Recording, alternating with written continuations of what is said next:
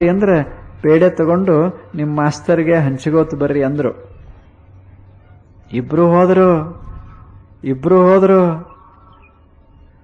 Result ನೋಡಿದ್ರು. ತಮ್ಮನ result 1ನೇ number ಬಂದಿತ್ತು. ಅಣ್ಣಗೆ ಎಷ್ಟು ಆನಂದ ಆಗಿಬಿಡ್ತು. ಏನು ಅದ್ಭುತ ಆನಂದ. ಓಡ್ತಾ ಓಡ್ತಾ ಹೋಗಿ ಪೇಡೆ ತಗೊಂಡ.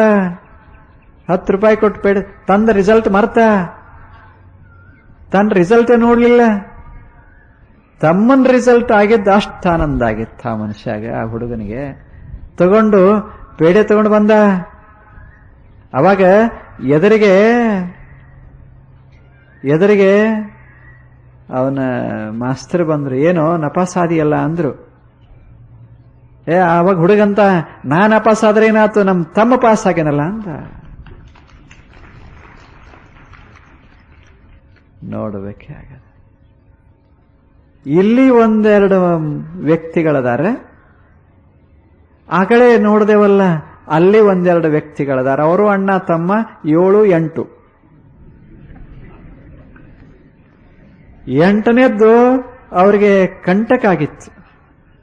ಇಲ್ಲೊಬ್ಬ ಅಣ್ಣ ಅದಾನ, ಇಲ್ಲೊಬ್ಬ ಹುಡುಗ ಅದಾನ. ತಮ್ಮ ಪರೀಕ್ಷೆಯೊಳಗೆ 1ನೇ ನಂಬರ್ ಬಂದಾನ, ತಾನ ನಪಾಸ್ ಆಗ್ಯಾನ. ಆದ್ರೆ ಪೇಡೆ ಹಂಚ್ತಾನ. ಅವಾಗ ತಮ್ಮನ್ನ ಕರ್ಕೊಂಡು ಮನೆಗೆ ಬರಬೇಕಲ್ಲ.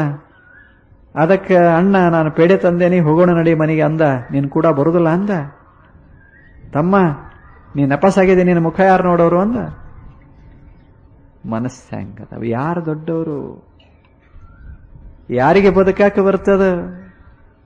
ಯಾರ ಜೀವನ ಸುಂದರಗೊಳಿಸಬಲ್ಲರು? ಪಾಸ್ ಆಗ್ಯಾನ, ಆದ್ರೆ ಅಣ್ಣನ್ ನೋಡಿದ್ರೆ ಸಮಾಧಾನ ಇಲ್ಲ. ನಪಾಸ್ ಆಗ್ಯಾನ, ಸಂತೋಷ ಪಡ್ತಾನ. ಎಷ್ಟು ಮಜಾ ಅದ. ನಪಾಸ್ ಆಗಿಯೂ ಸಂತೋಷ ಆಗ್ಯದ, ಇವ ಪಾಸ್ ಆಗಿಯೂ ತಾಪ ಆಗ್ಯದ. ಹೆಂಗ ಬದುಕ್ಯಾರ? ಮನೆಗೆ ತಮ್ಮ ಆದ. ಆಗಲೇ ಸುದ್ದಿ ಮುಟ್ಟಿತ್ತು. ತಮ್ಮ ಸಣ್ಣ ಹುಡುಗ 1ನೇ ನಂಬರ್ ಬಂದಾನಂತ. ಮನ್ಯಾಗ ಏನೋ ತಾಯಿ ತಂದೆಗಳ ಬಾಗಿಲಿಗೆ ಬಂದು ನಿಂತಿದ್ರು. ನಮ್ಮ ಹುಡುಗ 1ನೇ ನಂಬರ್ ಬಂದಾನಂತ. ಆ ಬಳಿಕ ಪೇಡೆ ಹಂಚ್ಕೋತ 2ನೇ ನಂಬರ್ ಬಂದ. ದೊಡ್ಡವ ಪೇಡೆ ಹಂಚ್ಕೋತ ಬಂದ. ಮನಿ ಬಾಗಿಲಿಗೆ ಬಂದ್ರೆ ತಾಯಿ ತಂದೆ, ಎದಕ್ಕೋ ನಿನ್ನ ಮುಖ ಯಾಕೆ ತೋರಿಸ್ತಿ ಅಂದ್ರು. ಹಾಗೆ ನಪಾಸ್ ಆಗಿದೆ, ತಿಳಿದಿಲ್ಲ ನಿನಗೆ, ಮುಖ ತೋರ್ಸಾಕ ಯಾವ ಧೈರ್ಯದಿಂದ ಮುಖ ತೋರಿಸ್ತಿ, ಮತ್ತೆ ಪೇಡೆ ಹಂಚ್ಕೋತ ಹೊಂಟಿದೆಯಲ್ಲ. ಇಲ್ಲೆಲ್ಲ ಸುಮ್ಮನೆ ಒಂದು ಕುಟುಂಬದ ಕಥೆ ಇದು. ಹೇಗದೆ